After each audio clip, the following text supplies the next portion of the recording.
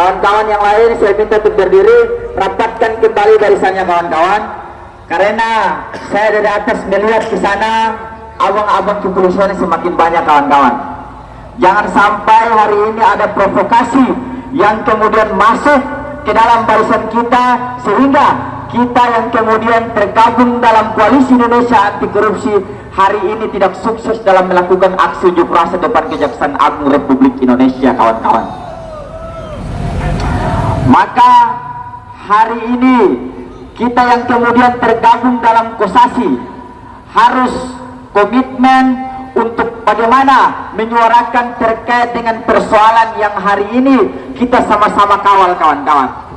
Kita tunjukkan kepada Kejaksaan Agung Republik Indonesia bahwa hari ini sekelompok mahasiswa dari berbagai universitas yang kemudian datang di depan gedung megah Kejaksaan Agung Republik Indonesia bukan untuk bermain-main atau hanya sekedar untuk berwisata, sepakat kawan-kawan. Olehnya itu, pertama-tama saya ucapkan banyak terima kasih kepada abang-abang kepolisian yang mana pada sore menjelang malam hari ini masih eksis untuk bagaimana mengawal aksi unjuk rasa yang kemudian dilakukan oleh pemuda, mahasiswa ataupun masyarakat. Dan yang kedua, saya memohon maaf yang sebesar-besarnya kepada masyarakat DKI Jakarta, para pengguna roda 2 maupun roda 4, apabila aksi demonstrasi kita pada sore hari ini mengganggu daripada aktivitas saudara-saudara sekalian.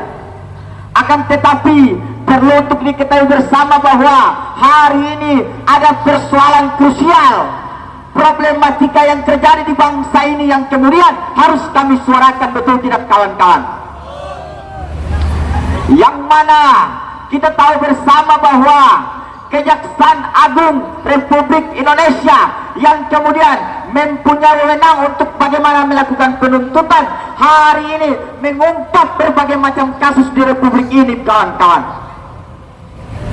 Kasus yang nilainya tidak sedikit kawan-kawan, kasus yang nilainya sangat fantastis yang kemudian hari ini kita saksikan bersama di publik kawan-kawan. Akan tetapi hari ini kami patut mengapresiasi terhadap pengungkapan kasus-kasus tersebut kawan-kawan. Kami cukup objektif melihat hal tersebut.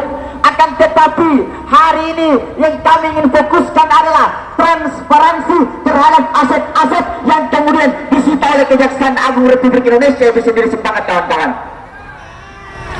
Maka hari ini pucuk pimpinan tertinggi Kejaksaan Agung Republik Indonesia, Bapak ST Burhanuddin, hari ini harus segera turun gunung untuk bagaimana menyelesaikan persoalan tersebut kawan-kawan. Karena apa? Jangan sampai paradigma publik menjadi negatif kepada Kejaksaan Agung Republik Indonesia. Karena apa kawan-kawan? Karena hari ini banyak aset-aset negara yang telah disita berjumlah triliunan rupiah, akan tetapi tidak tahu kemana kawan-kawan. Mereka hanya membuat gaduh di publik. Mereka mengungkap kasus-kasus kejahatan extraordinary crime, kasus-kasus korupsi, seolah-olah mereka ingin menunjukkan kepada publik bahwa hari ini Kejaksaan Agung Republik Indonesia telah berhasil mengungkap kasus-kasus besar di Republik ini kawan-kawan. Akan tetapi mereka hanya berhenti sampai pengungkapan kawan-kawan. Aset-aset yang mereka sita, baik itu harta bergerak ataupun tidak, dan kami tidak tahu setelah itu aset-aset bernilai miliaran rupiah tersebut dikemanakan kawan-kawan. Jam tangan berharga, mobil berharga, sampai uang triliunan rupiah yang kemudian disita oleh Kejaksaan Agung Republik Indonesia tidak tahu sekarang di mana kawan-kawan. Maka hari ini cukup rasional jika kita yang kemudian tergabung dalam KOSASI tersebut hari ini menyuarakan terkait dengan persoalan ini. Saya kira bahwa hari ini kita cukup rasional, kita cukup logis untuk bagaimana menyuarakan terkait dengan persoalan ini. Seperti yang sudah disampaikan oleh kakanda saya, bahwa sebentar lagi hari ini polemik sedang terjadi di bangsa ini kawan-kawan, terkait dengan apa? Rancangan Undang-Undang Kejaksaan Agung Republik Indonesia yang mana membuat Kejaksaan Agung semakin kuat kawan-kawan. Undang-Undang nomor 11 tahun 2021 tersebut kawan-kawan, seperti yang sudah disampaikan oleh kakak kita sebelumnya, hari ini bangsa Indonesia kecolongan kawan-kawan. Dan kalau sampai undang-undang tersebut disahkan oleh legislatif, maka hari ini banyak penjahat-penjahat, banyak mafia-mafia yang kemudian akan bersarang di gedung mega ini, Kejaksaan Agung ini kawan-kawan. Bayangkan kawan-kawan, pejabat-pejabat di Kejaksaan Agung Republik Indonesia yang kemudian melakukan kejahatan-kejahatan extraordinary crime harus mendapat izin daripada Bapak ST Burhanuddin kawan-kawan untuk kemudian melakukan penindakan. Ini kan lelucon yang harus kita saksikan hari ini di Republik ini kawan-kawan. Hari ini saya tidak mempersoalkan hukum itu sendiri kawan-kawan, karena saya tahu bahwa hukum itu diciptakan untuk bagaimana menertibkan masyarakat kawan-kawan. Tapi hari ini ada oknum-oknum tertentu yang kemudian coba untuk bagaimana menguasai hukum, coba untuk bagaimana memperkosa hukum itu sendiri. Untuk apa kawan-kawan? Untuk kepentingan kroni-kroninya, untuk kepentingan kelompok-kelompoknya kawan-kawan.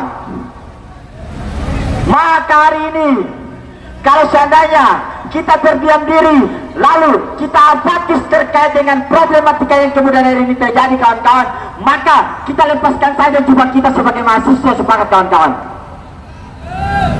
Karena apa? Mahasiswa adalah pengontrol sosial, representasi daripada masyarakat.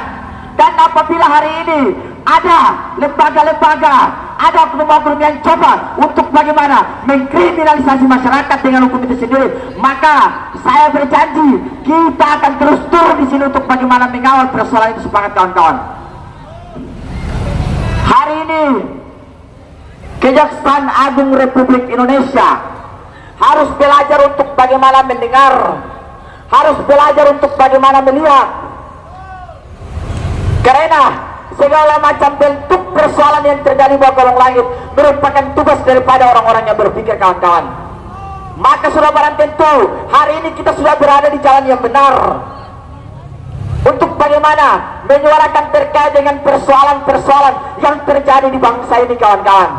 Dan saya pastikan gerakan kita hari ini akan dicatat oleh sejarah bangsa Indonesia, sepakat kawan-kawan.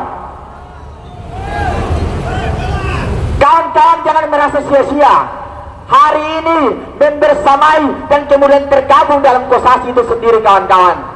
Karena hari ini seluruh masyarakat dari Sabang sampai Merauke akan melihat dan mengapresiasi terhadap apa kawan-kawan gerakan yang kemudian hari ini kawan-kawan cukup antusias untuk bagaimana menyelenggarakannya. Maka hari ini kita ketahui bersama bahwa negara kita merupakan negara hukum, sepakat semua kawan-kawan. Segala macam bentuk persoalan hari ini diatur oleh hukum melalui undang-undang itu sendiri kawan-kawan. Maka apabila undang-undang yang kemudian dibuat tidak mewakili keresahan masyarakat, maka sudah seharusnya undang-undang tersebut ditaruh di atas pan lalu dibakar di sini, sepakat kawan-kawan. Karena buat apa kita ada undang-undang? Buat apa kita ada aturan kalau kemudian aturan dan undang-undang tersebut tidak berpihak kepada masyarakat kecil, sepakat kawan-kawan. Kita ketahui bersama bahwa dari zaman dulu, dari zaman Bapak Presiden Soekarno sampai hari ini berganti Presiden Bapak Prabowo Subianto, persoalan korupsi dan nepotisme tak kunjung dapat diselesaikan kawan-kawan. Ini ada apa sebenarnya? Ada apa yang terjadi di bangsa ini kawan-kawan? Saya kira bahwa kenapa hari ini persoalan korupsi dan nepotisme tak kunjung diselesaikan, tak dapat dapat diselesaikan di Republik ini. Karena apa kawan-kawan? Terlalu banyak oknum yang kemudian bersarang di dalam Kejaksaan Agung Republik Indonesia. Sepakat kawan-kawan? Kalau oknum itu biasanya satu, tapi hari ini oknumnya sangat banyak kawan-kawan. Makanya kita cukup kewalahan. Maka hari ini kami lagi-lagi menyampaikan bahwa kami datang di depan Kejaksaan Agung dengan satu tuntutan, yakni kami meminta terkait dengan transparansi aset-aset yang kemudian telah disita oleh Kejaksaan Agung itu sendiri. Jangan sampai mereka hanya bisa membuat gaduh untuk melakukan pencitraan di depan publik kawan-kawan. Akan tetapi pada endingnya, karena tidak adanya transparansi tersebut, aset-aset itu mengalir kepada apa kawan-kawan? Kepada kroni-kroni mereka sendiri kawan-kawan. Nah, ini yang harus kita pertanyakan. Ini jadi tanda tanya besar yang kemudian hari ini terjadi di Republik ini kawan-kawan. Kalau seandainya setingkat Kejaksaan Agung Republik Indonesia tidak adanya transparansi, bagaimana setingkat kejaksaan tinggi dan juga kejaksaan negeri di bangsa ini kawan-kawan? Jika hari ini Bapak ST Burhanuddin tidak mampu untuk memberikan contoh terkait dengan transparansi tersebut, maka sudah barang tentu turunannya juga sama kawan-kawan. Kejahatan-kejahatan extraordinary crime akan semakin membabi buta di bangsa ini kawan-kawan. Bahkan bila perlu kita ganti presiden sampai dunia kiamat, persoalan tersebut tidak dapat diselesaikan kawan-kawan. Maka hari ini saya ultimatumkan kepada Kejaksaan Agung Republik Indonesia, terkhususnya Bapak ST Burhanuddin, Anda jangan macam-macam. Sekelas Soeharto saja bisa kita tumbangkan kawan-kawan, apalagi hanya sekelas Bapak ST Burhanuddin itu sendiri kawan-kawan.